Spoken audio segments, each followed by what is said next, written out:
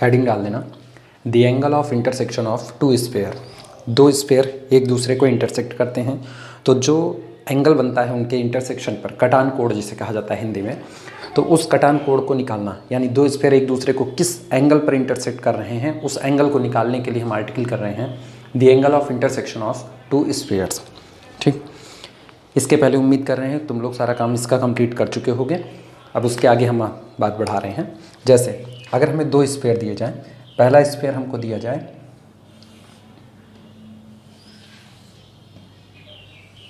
ये पहला स्फेयर है, इसका इक्वेशन हम कह दे रहे हैं थोड़ी देर के लिए S1 = 0। दूसरा स्फेयर हमको दिया जाता है जो इसे कट कर रहा है,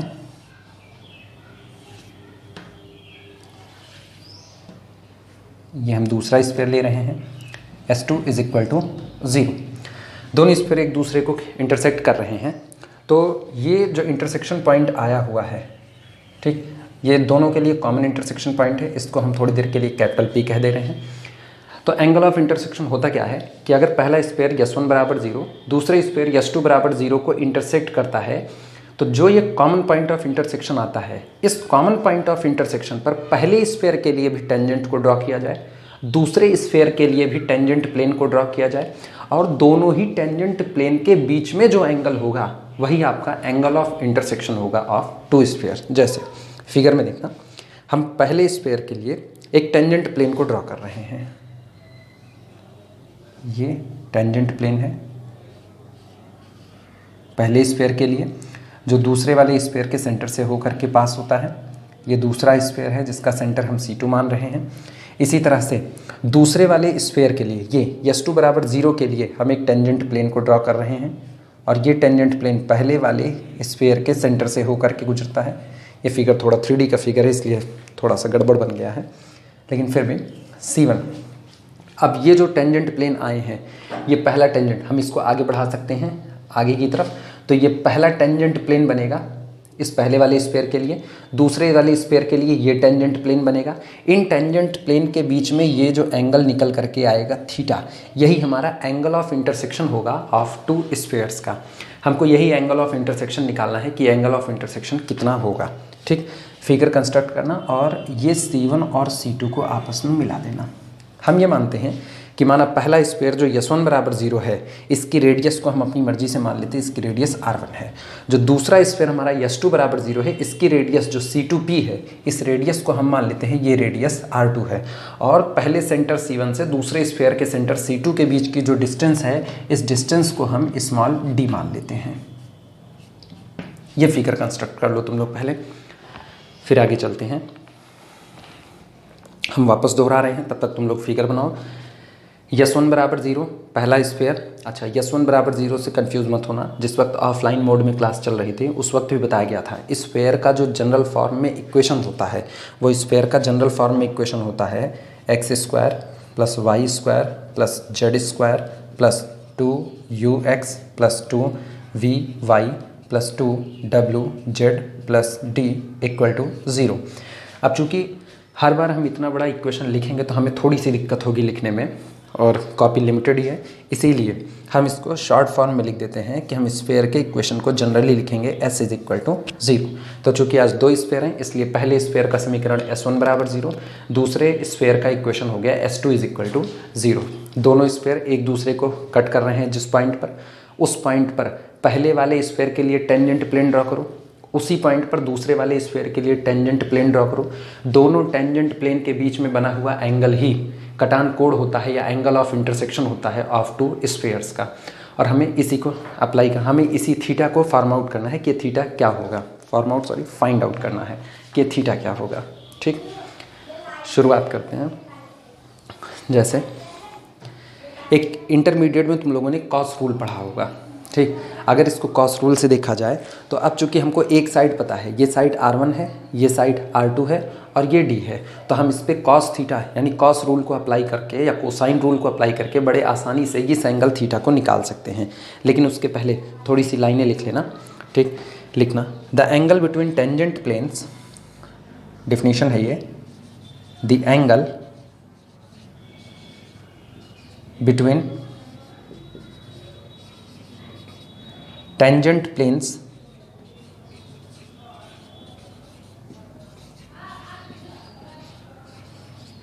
the angle between tangent planes to the sphere S1 बराबर 0 to the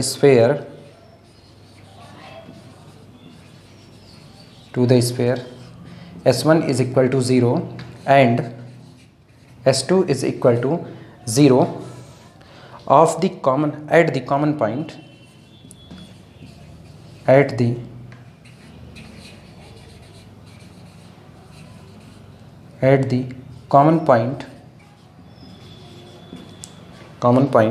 of intersection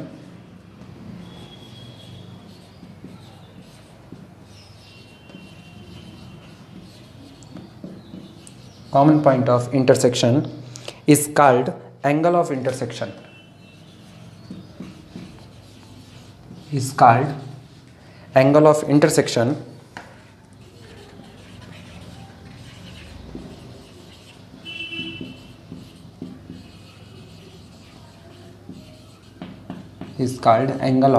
intersection of two spheres.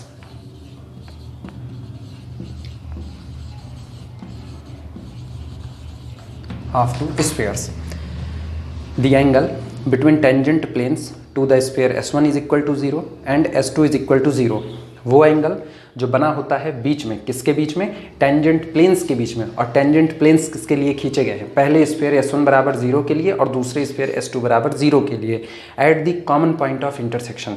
दोनों ही स्फीयर का जो कॉमन पॉइंट ऑफ इंटरसेक्शन है उस पर पहले स्फीयर S1 बराबर 0 के लिए टेंजेंट प्लेन खींचा गया, S2 बराबर 0 दूसरे स्फीयर के उसी कॉमन पॉइंट पर टेंजेंट प्लेन खींचा गया, और दोनों टेंजेंट प्लेन के बीच में जो एंगल बना वही एंगल ऑफ इंटरसेक्शन है ऑफ टू स्फीयर्स का। ये डिफिनीशन नोट कर लो, उसके बाद ये फिगर बना लो और फिर शुरुआत करते हैं इस एंगल ऑफ इंटरसेक्शन को निकालने की।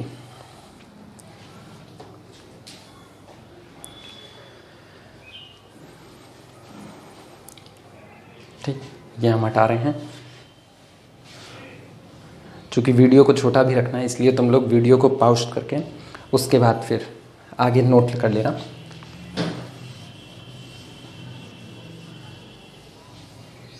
चलो शुरुआत करते हैं। ये फिगर, इसी फिगर पर ध्यान दो। और इंटरमीडिएट में जो ट्रिग्नोमेट्री में पढ़े हुए थे सॉल्यूशन ऑफ ट्राइंगल वाले चैप्टर में, वहाँ से इसके ऊपर जो ट्राइंगल बन रहा है, ट्राइंगल C1PC2, इस ट्राइंगल पर कोसाइन रूल को अप्लाई करो। लिखना बाय कोसाइन फार्मूला,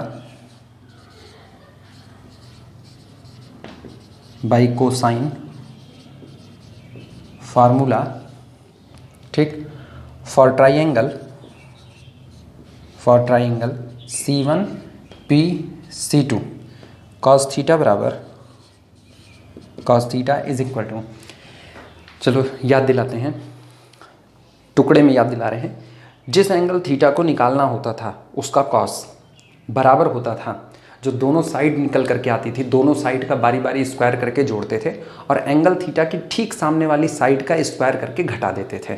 ठीक, तो यानी कि R1 square plus R2 square minus D square और divided by these two side, ये जो दोनों साइड है इनका मल्टीप्लाई करके 2 गुना कर दो। यानी फॉर्मूला होता था cos theta is equal to पहली साइड का स्क्वायर R1 स्क्वायर प्लस दूसरी साइड का स्क्वायर यानी R2 स्क्वायर माइनस एंगल के सामने वाली साइड का square D square divided by 2 into बाकी दोनों साइड है ये जो है R1 इंटू R2, ये होता था फार्मूला। ठीक, यहाँ से अगर एंगल ऑफ इंटरसेक्शन थीटा को निकाला जाए तो एंगल ऑफ इंटरसेक्शन थीटा बराबर होगा cos inverse with in bracket R1 square plus R2 square minus D square whole divided by 2R1 R2। ये है angle of intersection of two sphere. दो sphere एक दूसरे को जिस एंगल पर इंटरसेक्ट करेंगे वह एंगल दिया जाता है theta is equal to cos inverse R1 square plus R2 square minus D square upon 2R1 R2। चूँकि तुम लोगों में अब ऑप्शनल पेपर है इसलिए तुम लोगों को ये फार्मूला सीधे अप्लाई करना भी आना चाहिए। दूसरी बात, ये फार्मूला सीधे याद भी रहना चाहिए, क्योंकि तुमसे ऑप्शनल में ये भी पूछ सकता है कि मतलब सीधे सीधे कह दें दो स्फीयर का एंगल ऑफ इंटरसेक्शन नीचे दिए गए फार्मूले में से कौन सा हो सकता है। तो theta is equal to cos inverse R1 square plus R2 square minus D square, नीचे सिर्फ 2R1 लिख दे पहले ऑप्शन में, अगले ऑप्शन में नीचे सिर्फ 2R2 लिख दे। या फिर इसको प्लस कर दे, वो 4 ऑप्शन कैसे भी बना सकते हैं। तो फार्मूला याद रखना। अब इसके आगे हम बढ़ रहे हैं कंडीशन ऑफ ऑर्थोगोनलिटी निकालने के लिए, लेकिन उसके पहले ऑर्थोगोनल स्फीयर्स क्या होते हैं उनकी चर्चा कर लेते हैं। तो हेडिंग डाल देना orthogonal spheres.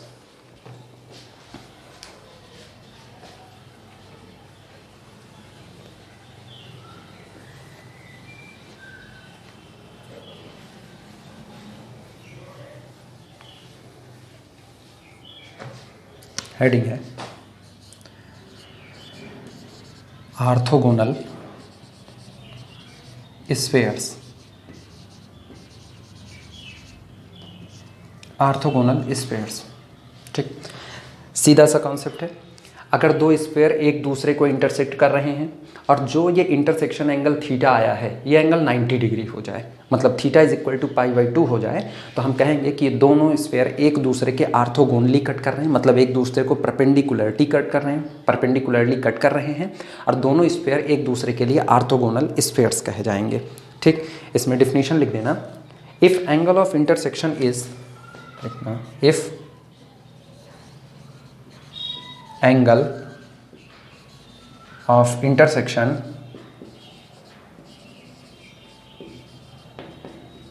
if angle of intersection is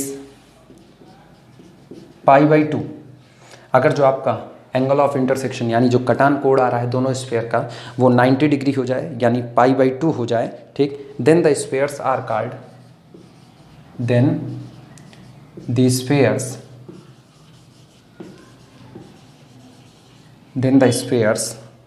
are called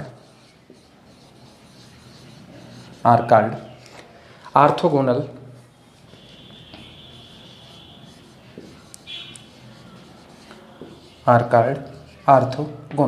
तब ये स्फीयर एक दूसरे के ऑर्थोगोनल कहे जाएंगे। ये डिफिनीशन हो गई ऑर्थोगोनल स्फीयर्स की। हम वापस दोहरा रहे हैं। If angle of intersection is π/2, अगर जो आपका कटान कोण आ रहा है दोनों स्फीयर का यानी दो स्फीयर एक दूसरे को इंटरसेक्ट कर रहे हैं और जिस एंगल पर इंटरसेक्ट कर रहे हैं ये एंगल थीटा π/2 हो जाए, तो ये दोनों स्फीयर एक दूसरे के ऑर्थोगोनल कहे जाएंगे। वैसे देखा जाए तो जिस वक्त कर्वेचर या टेंजेंट नॉर्मल का चैप्टर चल रहा था वहाँ पर ऑर्थोगोनल कर्व आए हुए थे, वहाँ भी यही कहा गया था कि अगर दो कर्व आपको दिए गए हैं और दोनों कर्व एक दूसरे को किसी पॉइंट पर इंटरसेक्ट कर रहे हैं तो दोनों ही कर्व के इस इंटरसेक्शन पॉइंट पर टेंजेंट को ड्रॉ करो। अगर टेंजेंट के बीच बना हुआ ये एंगल π/2 है तो हम कहेंगे कि ये दोनों कर्व एक दूसरे को ऑर्थोगोनली कट कर रहे हैं। सेम कंडीशन, बस वहाँ जनरलाइजेशन में कर्व होता था, यहाँ पर्टिकुलराइजेशन में उसी कर्व को स्फीयर कह दिया गया है। ठीक, इसके बाद अब हम कंडीशन ऑफ ऑर्थोगोनलिटी निकाल रहे हैं कि सामने वाले ने पूछ लिया कि भाई दो स्फीयर एक दूसरे को ऑर्थोगोनली कट कर रहे हैं यानी ये एंगल 90 डिग्री है। आप क्या हर बार ये एंगल निकालोगे या कोई ऐसा रास्ता है जिस रास्ते से आप एक कंडीशन कह दोगे ये कंडीशन वेरीफाई होती है तो स्फीयर एक दूसरे को 90 डिग्री पर कट करेंगे, अदरवाइज नहीं कट करेंगे। तो कंडीशन ऑफ ऑर्थोगोनलिटी निकाल रहे हैं। हेडिंग डाल देना। इस फिगर को हम रखे हुए हैं क्योंकि इसी फिगर से मेरा काम आसानी से हो जाएगा। हेडिंग है condition of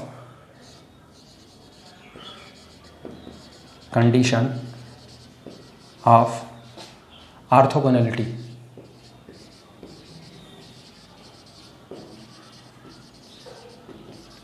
condition of orthogonality, ठीक, शुरुआत करते हैं।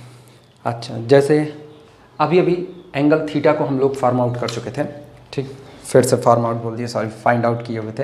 एंगल थीटा आया हुआ था, cos theta is equal to r1 square plus r2 square minus d square divided by 2r1 r2, ये आया हुआ था।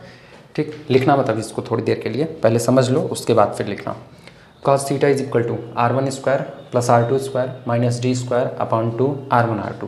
ये तो नॉर्मली तब था जब किसी भी एंगल थीटा पर इंटरसेक्ट करे, जनरल एंगल है। अब चूंकि कर्व एक दूसरे को यानी स्फीयर एक दूसरे को 90 डिग्री पर कट कर रहे हैं तो ये angle theta is equal to हम 90 पुट कर सकते हैं। तो 90 पुट करते ही हमको यहाँ पर मिलेगा cos π/2 is equal to r1 square plus r2 square minus d square whole divided by 2r1 r2। मिल गया।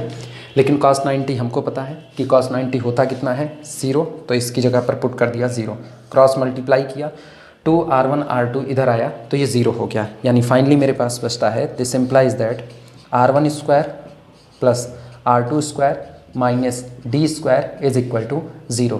यानी हम लिख सकते हैं this implies that r1 square plus r2 square is equal to D square. ठीक, ये होती है कंडीशन ऑफ ऑर्थोगोनैलिटी। अभी तो ये बस वैसे नॉर्मली दिख रही है। ठीक, अब सुनो इसका मतलब क्या है।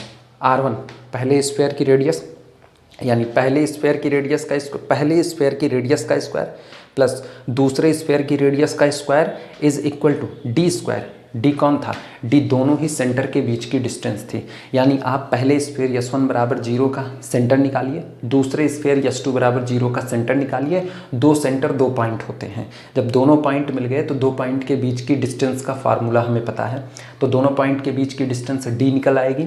डी निकल आई तो हम पहले स्फीयर की रेडियस r1 भी कैलकुलेट कर सकते हैं, दूसरे स्फीयर की रेडियस r2 भी कैलकुलेट हो सकती है। r1 square plus r2 square बराबर अगर डी स्क्वायर आता है तो सीधे बोल सकते हैं कि यहाँ पर दोनों स्फीयर एक दूसरे को 90 डिग्री पर काट रहे हैं। लेकिन अगर ये दोनों बराबर नहीं आते तो ये एंगल कुछ भी हो जाए लेकिन 90 डिग्री नहीं हो सकता है। ये कंडीशन होती है कंडीशन ऑफ ऑर्थोगोनैलिटी। ठीक, चलो लिखने की शुरुआत करते हैं अब इसकी।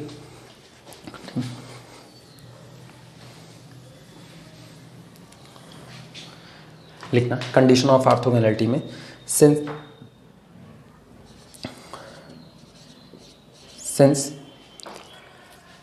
एंगल ऑफ इंटरसेक्शन, हम इसे मिटा करके दोबारा लिख दे रहे हैं।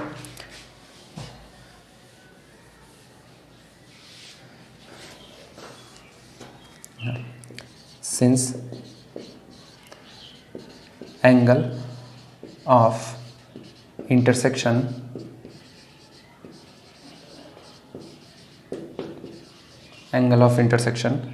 is given by cos theta is equal to r1 square plus r2 square minus d square whole divided by 2r1 r2। ठीक, अच्छा इस फिगर को हम थोड़ा सा मॉडिफाइड कर रहे हैं। तुम लोग इस फिगर को पहले वाले में बनाए होगे, ये इतना है, साइड में जगह बची होगी, वहीं पर अब की बार यही फिगर दोबारा बनाना। तो दूसरा फिगर जो बना रहे हैं अब उसमें देखना, हम पहले स्फीयर के लिए सेंटर बता रहे हैं। पहले स्फीयर का सेंटर होता है minus u1 minus v1 minus w1। ये पहले स्फीयर का सेंटर है। दूसरे स्फीयर का सेंटर हमें पता है, सेंटर दिया जाता है minus u2 minus v2 minus w2। ये हो गया। ठीक, पहले स्फीयर का centre minus u1 minus v1 minus w1, दूसरे स्फीयर का सेंटर हो गया minus u2 minus v2 minus w2। तो जाहिर सी बात है अब इनके बीच की डिस्टेंस d हम कैलकुलेट कर सकते हैं 2 पॉइंट के बीच की डिस्टेंस का फार्मूला लगाते हुए। रेडियस हमको पता है, हम r1 निकाल सकते हैं। अगर ना याद हो तो हम यहाँ पर फिर से बता रहे हैं, कॉर्नर पर ध्यान देना। स्फीयर का जनरल फॉर्म में इक्वेशन होता था x square plus y square plus z square plus 2ux plus 2vy plus 2wz plus d बराबर 0। इसके लिए सेंटर हम निकालते थे, इसके लिए सेंटर होता था minus u minus v minus w, और इसके लिए जो रेडियस होती थी, रेडियस दी जाती थी under root u square plus v square plus w square minus d। ये रेडियस होता था। दिए गए स्फीयर के इक्वेशन से कंपेयर करके u v w की वैल्यू निकाली जाती थी। u v w की वैल्यू आती थी तो उसके बाद minus u minus v minus w centre बनते थे, और रेडियस के लिए under root u square plus v square plus w square और माइनस कांस्टेंट टर्म d कर दिया जाता था तो रेडियस आती थी। इसका मतलब अगर मुझे पहले स्फीयर का इक्वेशन पता है तो हम पहली रेडियस r1 कैलकुलेट कर सकते हैं। दूसरे स्फीयर का इक्वेशन दिया गया है तो इसकी रेडियस इसी तरीके से r2 कैलकुलेट कर सकते हैं, और जब दोनों का सेंटर मिल गया तो दो बिंदुओं के बीच की दूरी का फार्मूला लगा करके हम ये डिस्टेंस d भी कैलकुलेट कर सकते हैं। ठीक, फिगर में दोबारा यही इतनी चीज़ और अलग से लिख लेना और इसका ख्याल रखना। चलो, since spheres since spheres cuts orthogonally,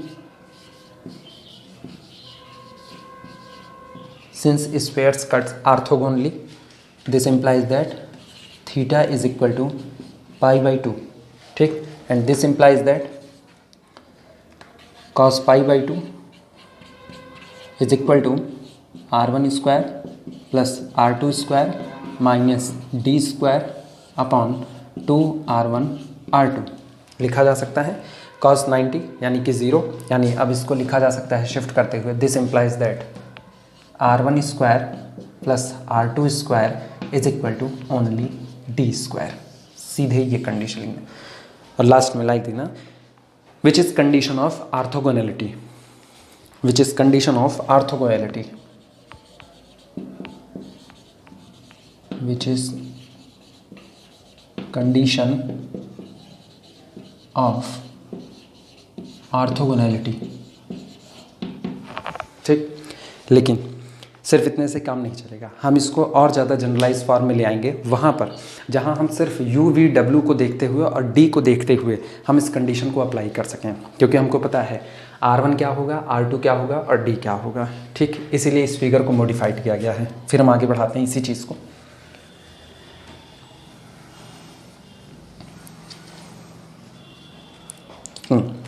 figure से देखना, अगर हम कहें कि पहले स्फीयर में कांस्टेंट टर्म d1 रहा होगा, जैसे हम इस पहले स्फीयर का इक्वेशन लिखना मत तुम लोग, बस इसको ऐसे ही समझो।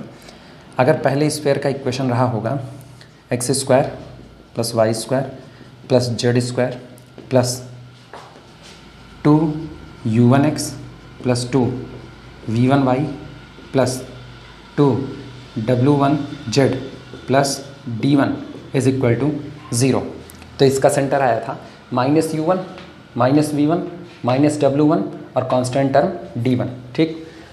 फार्मूले से देखना इसकी रेडियस r1 कितनी होगी, इसकी रेडियस r1 का स्क्वायर। अब हम इसी फार्मूले को अप्लाई कर रहे हैं, तो इसका मतलब this implies that r1 square, सामने रेडियस का फार्मूला है, इसमें जहाँ u है उसकी जगह पर -u1 रखो, तो -u1 रखेंगे, -u1 का स्क्वायर, इसका मतलब ये हुआ, सिर्फ हम इसको लिख सकते हैं u1 स्क्वायर लिखा जा सकता है, ठीक।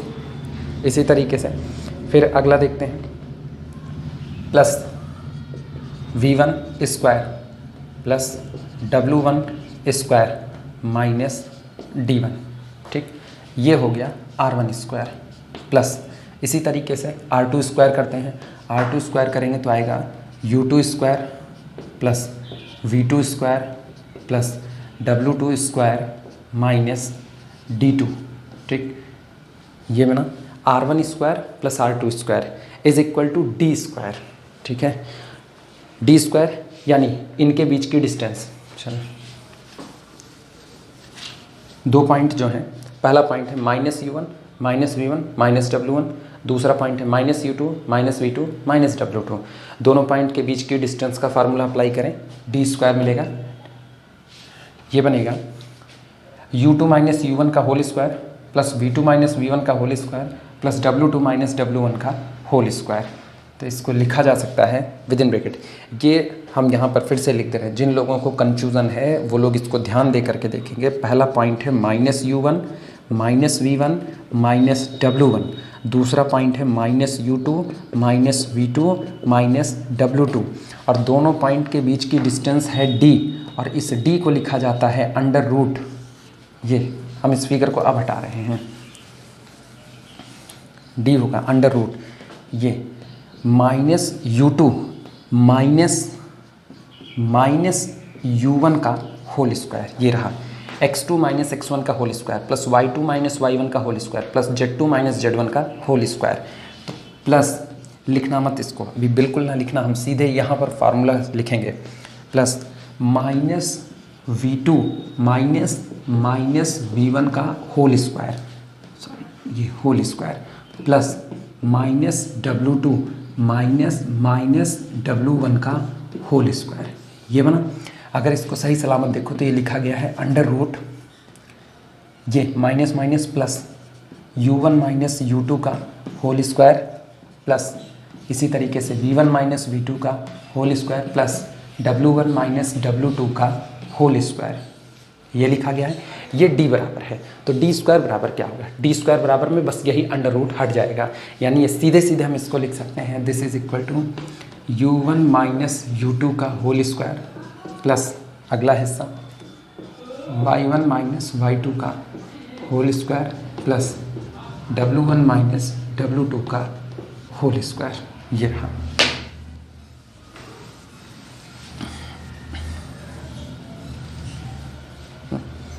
सामने मौजूद है, ठीक। इसको जितना हो सके और हम सिंप्लीफाई कर रहे हैं, देखते हैं कंडीशंस क्या निकल करके आती है। फिर से वापस देख लेना एक बार। अगर हम इसको सीधे सीधे लिखें तो ये लिखा हुआ है u1 माइनस u2 का whole square plus v1 minus v2 का होल स्क्वायर है, ये y1 लिख दिए, v1 माइनस v2 का whole square plus w1 minus w2 का whole square is equal to u1 square plus v1 square plus w1 square minus d1 plus u2 square plus v2 square plus w2 square minus d2 is equal to this. चलो इस पूरे bracket को open करते हैं। Open करेंगे तो ये बनेगा, दिस इम्प्लाइज दैट, ये हमारे पास मिलता है u1 square plus v1 square plus w1 square minus d1 plus u2 square plus v2 square plus w2 square minus d2 is equal to, इसे ओपन करो। ओपन करेंगे तो ये मिलेगा u1 square plus u2 square minus 2u1 u2, इसी तरीके से अगला packet plus v1 square plus v2 square minus 2v1 v2, अगला plus w1 square plus w2 square minus 2w1 w2, ये बन गया, ठीक। जो कैंसिल आउट होते हैं उनको देखना, u1 स्क्वायर से u1 स्क्वायर कैंसिल आउट होगा, v1 स्क्वायर से v1 स्क्वायर कैंसिल आउट होगा, w1 स्क्वायर से यहीं कहीं पर होगा ये w1 स्क्वायर कैंसिल आउट हुआ, ठीक। फिर अगला देखना u2 square v2 square w2 square, यहाँ पर u2 स्क्वायर ये u2 स्क्वायर v2 स्क्वायर और w2 स्क्वायर कैंसिल आउट हुआ। अब जो बचे उनको हम एक तरफ समेट रहे हैं, इसका मतलब मेरे पास बचे, this implies that minus d1 minus d2 left hand side से बच रहे हैं इज इक्वल टू, दूसरी तरफ मेरे पास बच रहा है minus 2u1 u2 minus 2v1 v2 minus 2w1 w2, तो हम माइनस को कॉमन करते हैं, 2 को कॉमन करते हैं, u1 u2 plus v1 v2 plus w1 w2, गौर करो, minus minus minus cancel out हुआ, फाइनल कंडीशन बनी, this implies that 2u1 u2 plus v1 v2 plus w1 w2 is equal to d1 plus d2। ये होती है condition of orthogonality of two spheres. ये वो जगह हम पहुंच गए जहां हमें सिर्फ दोनों स्फीयर का समीकरण दिया जाएगा। दोनों स्फीयर के समीकरण को देखते हुए, इक्वेशंस को देखते हुए, पहले स्फीयर्स के इक्वेशन से u1 u2 u1 v1 w1 find out करेंगे, दूसरे स्फीयर के इक्वेशन से u2 v2 w2 find out करेंगे, d1 d2 कांस्टेंट टर्म अलग से दिखाई दे रहे होंगे, और सीधे हम कैलकुलेट करेंगे u1 u2 plus v1 v2 plus w1 w2 का 2 गुना। अगर ये d1 प्लस d2 के बराबर आता है तो दोनों स्फीयर एक दूसरे के ऑर्थोगोनल होंगे, अगर ये बराबर नहीं आता तो दोनों स्फीयर एक दूसरे के ऑर्थोगोनल नहीं होंगे। ये फाइनल कंडीशन है, this is the condition of orthogonality, ठीक। नोट करो इसे फटाफट।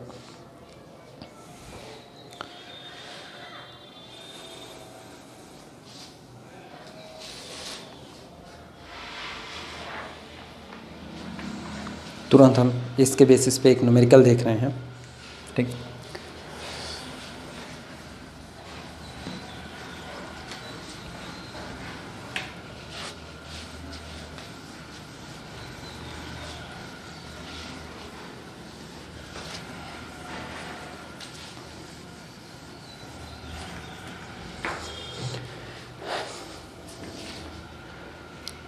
एक न्यूमेरिकल देखते हैं, प्रॉब्लम नोट करना।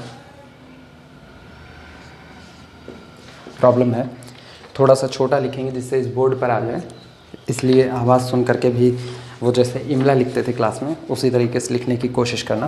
प्रॉब्लम है, show that the two spheres, show that दिखाइए कि the two spheres, the two spheres, पहला स्फीयर दिया गया है x square plus y square plus z square. हम स्फीयर का इक्वेशन थोड़ा छोटा लिख रहे हैं, मैं भी वीडियो में देखने में दिक्कत हो, लेकिन फिर भी सुनकर इसको लिखो।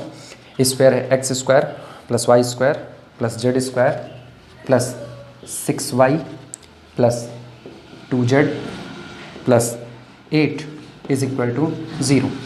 एंड दूसरा स्फीयर का इक्वेशन दिया गया है, and x square plus y square plus z square plus 6x plus 8y plus 4z plus 20 equal to 0। ठीक, are orthogonal, are orthogonal, are orthogonal. फिर से प्रॉब्लम दोहरा रहे हैं। Show that the two spheres x square plus y square plus z square plus 6y plus 2z plus 8 equal to 0 and x square plus y square plus z square plus 6x plus 8y plus 4z plus 20 equal to 0 are orthogonal. ये दो sphere दिए गए हैं और कह रहे हैं कि प्रूफ कीजिए ये दोनों स्फीयर एक दूसरे के आर्थोगोनल होंगे। ठीक, कोई दिक्कत नहीं। पहले स्फीयर के इक्वेशन से u1 v1 w1 d1 निकालेंगे, दूसरे स्फीयर के इक्वेशन से u2 v2 w2 d2 calculate करेंगे और कंडीशन ऑफ आर्थोगोनलिटी पे रख करके चेक करेंगे कि क्या कंडीशन ऑफ आर्थोगोनलिटी सेटिस्फाई हो रही है या नहीं सेटिस्फाई हो रही। चलो शुरुआत करते हैं। सॉल्यूशन, सॉल्यूशन में सबसे पहले जो पहला स्फीयर दिया गया है उसे हम लिख रहे हैं। पहला स्फीयर है एक्स स्क्वायर, क्या हम इसको केवल और केवल वापस समेशन एक्स स्क्वायर लिख दें। समेशन एक्स स्क्वायर का मतलब ये तीन टर्म खुलेंगे, x square plus y square plus z square plus इसमें एक्स का टर्म नहीं है उसे हम लिख रहे हैं 0x plus 6y plus 2z plus 8 equal to 0 implies that. चलो, जो x का कोफिशिएंट होता है, x के कोफिशिएंट का आधा, x के कोफिशिएंट का आधा, वापस फार्मूला याद करो जो हम क्लास में लिखाए थे, x के कोफिशिएंट का आधा विद माइनस साइन, y के कोफिशिएंट का आधा विद माइनस साइन, z के कोफिशिएंट का आधा विद माइनस साइन। ये आपको सेंटर मिलते थे minus u1 minus v1 minus w1, लेकिन आज की तारीख में हमें सेंटर, हमें सिर्फ u1 चाहिए, v1 चाहिए, w1 चाहिए। जिन लोगों के लिए पहली बार होगा उनके लिए हम लिख दे रहे हैं कि जब स्फीयर का जनरल इक्वेशन होता था x square plus y square plus z square plus 2ux plus 2vy plus 2wz plus d equal to 0, तो हम इनका सीधे कंपेयर कराते थे। ये 2u इज इक्वल टू 0 तो u is equal to 0, 2v is equal to 6 तो v is equal to 6/2, 2w is equal to 2 तो w इज इक्वल टू 2/2। यानी यहाँ से हमको मिलता है this implies that u1 is equal to 0, v1 is equal to v1, y के coefficient का आधा 6 है, 6/2 दैट इज इक्वल टू 3, और w1 z के कोफिशिएंट का आधा 2 है, इसका आधा 1, और कांस्टेंट टर्म d1 हमको ऑलरेडी दिया गया है 8, ये मिल गया। इसी तरीके से दूसरे वाले स्फीयर पे देखना, जो दूसरा स्फीयर है उसे हम लिख रहे हैं, ये दिया गया है and summation x square plus 6x plus 8y plus अगला 4z plus constant term 20 is equal to 0 implies that. चलो x के कोफिशिएंट का फिर से आधा करो, तो x का कोफिशिएंट 6 है, इसका आधा u2 is equal to 3, y का कोफिशिएंट 8 है, इसका आधा v2 इज इक्वल टू 4, और z का कोफिशिएंट 4 है, इसका आधा w2 इज इक्वल टू 2, और constant term d2 is equal to 20। सारी चीज़ें सामने हैं, u1 into u2 plus v1 into v2 plus W1 into W2, ठीक, इसका 2 गुना बराबर होना चाहिए D1 प्लस D2 के। हम यहीं पर सीधे कैलकुलेट करके दिखा रहे हैं। देखना, 2 times of U1 U2 plus V1 V2 plus W1 W2 is equal to 2 into, देखना 3 इंटू 0 0, 4 तिहाई 12, 2 1 तो 12 2, यानी 0 प्लस 12 प्लस 4 तिहाई 12, 2 1 2, ये हुआ, ठीक।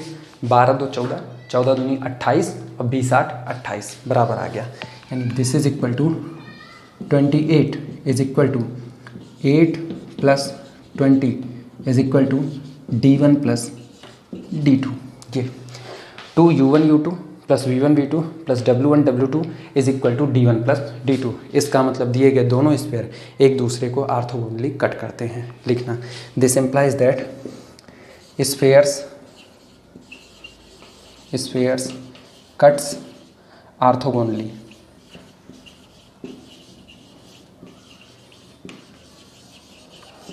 कट्स ऑर्थोगोनली, स्फीयर एक दूसरे को ऑर्थोगोनली कट कर रहे हैं, ठीक। आज के लिए इतना ही, बाकी के वीडियो फिर दिए जाएंगे, इसको चेक करना। ये चूँकि पहला वीडियो है इसलिए हो सकता है इसमें थोड़ी सी दिक्कतें आई हों, लेकिन फिर भी ट्राई करना।